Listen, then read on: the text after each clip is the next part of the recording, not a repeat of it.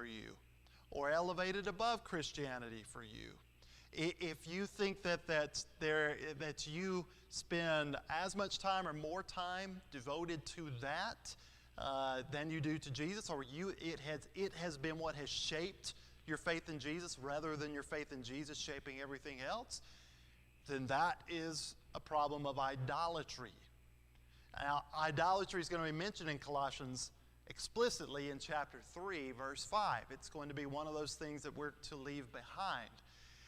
And so this is a big part of what he's getting at. Something else that you'll see here, if you look at verse 11, that expression, in him you were circumcised with the circumcision made without hands, that's a contrast to idols.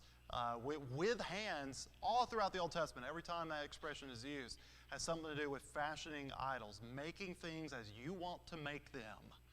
And that is what is going on in this culture of syncretizing these beliefs.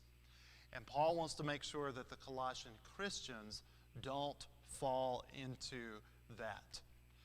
Okay, we got a lot to get to here to talk about, but do you have any thoughts so far on that? I know we haven't even read through all of this, but I'm just giving you a little overview of this chapter of what would some of these terms come up here in a moment when we talk about circumcision, when we talk about Sabbath, and when we talk about some of these mystical practices and ascetic practices, just so you'll have a little background here.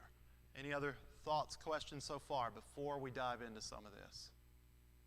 Just the observation that I guess it's kind of the nature of mankind to overcomplicate the simple, pure message that God has given us of how to be right with Him. Yeah. To try and make it more complicated. Yeah. There's more to it. You got to do this. You got to do that. Yeah. And that still goes on. Oh, absolutely it does. We got to be careful about that. We certainly don't want to take out things that are an essential part of what the gospel really is, what God's teachings are for us in Jesus, but we don't want to be adding things to that. We don't want to be making requirements there that are not there. We need to understand, as what I think this letter and a lot of Paul's letters in the New Testament say, that some things are a matter of freedom, of practice, using wisdom, but there may be liberty, and he's going to put circumcision in that category. He's going to put the keeping of certain days on a